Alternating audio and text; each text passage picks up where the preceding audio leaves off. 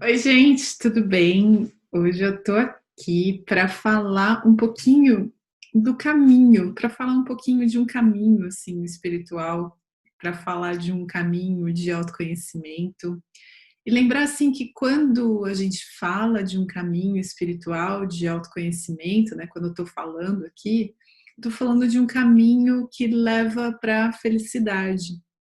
Então, eu gravei um vídeo recentemente, né, onde eu dizia que os nossos problemas são intermináveis, assim, né. E eu não me lembro se eu falei naquele vídeo, mas uma coisa que me chamou muito a atenção, que o Gustavo Gitt sempre fala nas palestras dele, é que a gente não vai conseguir resolver todos os problemas, mas a iluminação é possível, né. E isso, assim, eu acho que é importante a gente verificar, assim, na própria vida, que tudo isso que eu falo aqui, é fruto de alguma investigação pessoal, de algo que eu tenho investigado na minha própria vida, né. E além disso, assim, eu acho que eu gostaria de contar, assim, para vocês que isso que eu venho compartilhar aqui também não vem da minha mente, a Juliana, brilhante, nossa, como ela é demais, né. Então, assim, é um produto de um estudo, eu leio bastante, eu assisto bastante podcast, enfim e tal. Eu acho que é legal também a gente se questionar com relação à origem da informação, né? Da onde é que essa informação está vindo? Para que lugar eu estou mirando, né? Então, assim, para que lugar eu estou levando vocês? Então, eu sempre venho aqui trazer para vocês alguns autores, alguns mestres que, para mim, quando eu leio aquele material, quando eu entro em contato com aquilo que eles estão compartilhando, eu sinto que tem uma verdade ali que eu, Juliana, pessoalmente ainda não consegui alcançar, né? E aí eu começo a investigar aquilo na minha própria vida. Isso que é muito legal, sabe? Da gente, quando a gente entra em contato com qualquer tipo de informação, e isso também serve para vocês que estão assistindo aqui, para que a gente não tome aquilo como verdade. Eu não estou aqui compartilhando com vocês verdades, eu não estou aqui também dando passos, né, falando para você, ó, faz assim, faz assado, faz assim, assim, assado, que você vai ver que vai funcionar, mas é mais no sentido assim de compartilhar com vocês o caminho de investigação que eu tenho trilhado e para que vocês, né, de repente, ouvindo isso que eu estou dizendo, comece a fazer uma investigação na própria vida. E com relação assim que os problemas nunca vão ser resolvidos, é uma investigação muito simples da gente fazer. A gente contempla isso assim, né, a impermanência e contempla a primeira nobre verdade do Buda, que é essa verdade do sofrimento, a gente contempla para todos os lugares que a gente olha, né? Então a gente vê essas pessoas nessa busca constante de felicidade, inclusive nós mesmos. A gente se vê nesse lugar de tentar resolver todos os problemas e por mais que a gente tente, por melhor que a gente seja, não importa quantas metas a gente coloca, de acordar mais cedo, de fazer isso, de fazer aquilo outro, a gente não consegue resolver todos os problemas dessa existência, né? Então, até aquilo que seria, teoricamente, um motivo de alegria, ou algo que a gente compra, ou um amigo novo que a gente conhece, tudo isso, né, que são novos elementos que a gente vai criando para a nossa vida, ele também vem com essa primeira nobre verdade do Buda, ou seja, a gente atribui algum significado para aquela coisa, e a coisa por si só não tem significado, e aí a gente sofre por não se relacionar com a realidade, sim se relacionar com algo que a gente inventa na nossa mente, né? E por que eu estou falando tudo isso aqui? Me chama muito a atenção, é um livro que eu li recentemente. Aliás, alguém falou assim: ah, não dou conta de todos os livros que você fala, mas ultimamente eu tenho lido realmente bastante, né? Mas um livro que eu li recentemente, já falei para vocês aqui, é O Poder de uma Pergunta Aberta, da Elizabeth Matznagel, ou alguma coisa assim. Mas se você colocar O Poder de uma Pergunta Aberta, vai ser muito fácil achar o livro.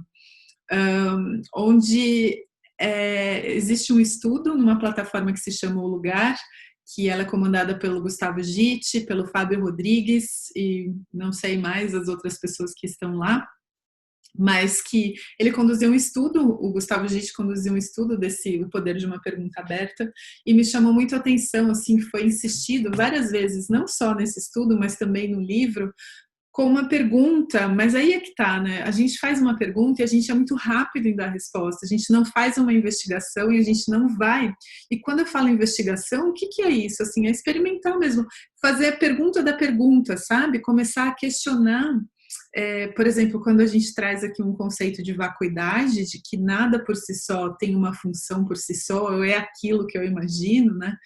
Para que a gente investigue mesmo e se faça perguntas para chegar no lugar onde a gente consegue, por nós mesmos, ter a experiência da vacuidade, né? E não eu tentando explicar aqui para vocês a vacuidade, até porque eu ainda não entendi isso na minha vida, mas para que a gente faça essa experiência de experimentar por si só isso que a gente lê por aí, né?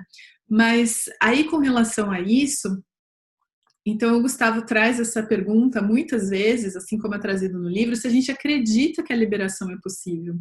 E no fundo, é isso que a gente está buscando o tempo inteiro. A gente está buscando a felicidade, a gente está buscando se liberar das causas do sofrimento e a gente está buscando ser feliz.